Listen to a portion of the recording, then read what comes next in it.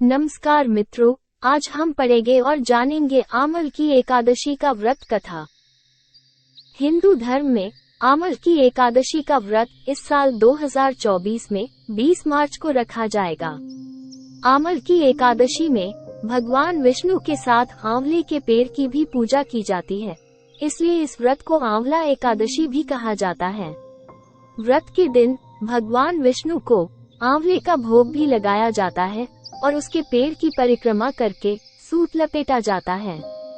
इस दिन विष्णु भगवान के सभी भक्त व्रत रखकर पूजा करते समय कथा सुनते हैं, जिससे व्रत का पूरा फल प्राप्त होता है। ऐसी मान्यता है कि जो व्यक्ति आमल की एकादशी का विधि विधान से पूजा अर्चना करके व्रत पूरा करता है, उसे 1000 गायों के दान करने के बराबर पुण्य फल मिलता है। इसके साथ ही उसके सभी पाप नष्ट हो जाते हैं।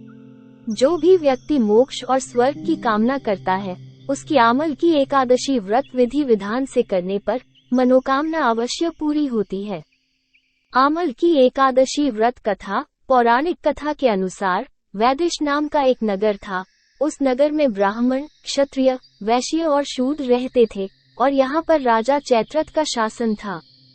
उस राज्य में सभी वर्ग के लोग धर्म पुण्य करते थे। वे एकादशी व्रत रखते और पूजन करते थे। वहाँ रहने वाले सभी नगरवासी भगवान विष्णु के भक्त थे और वहाँ कोई भी व्यक्ति नास्तिक नहीं था। राजा चैत्रथ विद्वान होने साथ साथ बहुत धार्मिक भी थे। उनके नगर में कोई भी व्यक्ति दरिद्र नहीं था। नगर में रहने वाला हर शख्स एकादशी का व्रत करता था। एक बार जब फाल्गुन महीने में आमल की एकादशी आई, तो सभी नगरवासी और राजा ने यह व्रत किया और मंदिर जाकर आंवले की पूजा की और वहीं पर रात्रि जागरण किया। तभी रात के समय वहां एक बहेलिया आया, जो कि घोर पापी था, लेकिन उसे भूख और प्यास लगी थी। इसलिए मंदिर के कोने में बैठकर जागरण को देखने लगा और विष्णु भगवान व एकादशी महात्म्य की कथा सुनने लगा। इस तरह पूरी रात बीत गई। नगर वासियों के साथ बहेलिया भी पूरी रात जागता रहा। सुबह होने पर सभी नगरवासी अपने घर चले गए। तब बहेलिया भी घर जाकर भोजन किया, लेकिन कुछ समय के बाद बहेलिया की मौत हो गई। हालांकि उसने आमल की एकादशी व्रत कथा सुनी थी और जागरण भी किया था, इसलिए उसने राजा विदुरथ के घर में जन्म लिया। राजा ने उसका नाम वसुर्थ रखा। बड़ा होकर वो नगर का राजा बना। एक दिन वो शिकार पर निकला, लेकिन बीच में ही मार्ग भूल गया। रास्ता भूल जाने के कारण वो एक पेड़ के नीचे सो गया। थोड़ी देर बाद वहीं मलयच आ गए और राजा को अकेला देखकर उसे मारने की योजना बनाने लगे। उन्होंने कहा कि इसी राजा के कारण उन्हें देश से निकाला दिया गया, इसलिए इसे हमें मार देना चाहिए।